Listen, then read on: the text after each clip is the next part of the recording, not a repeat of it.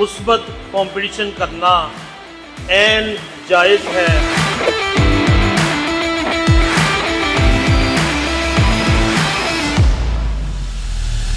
Short term कभी भी नहीं होता, हम लॉन्ग टर्म में खेलते हैं कि यार आपको पहले फ़ायदा हो जाए, हमें भी बाद में हो जाए।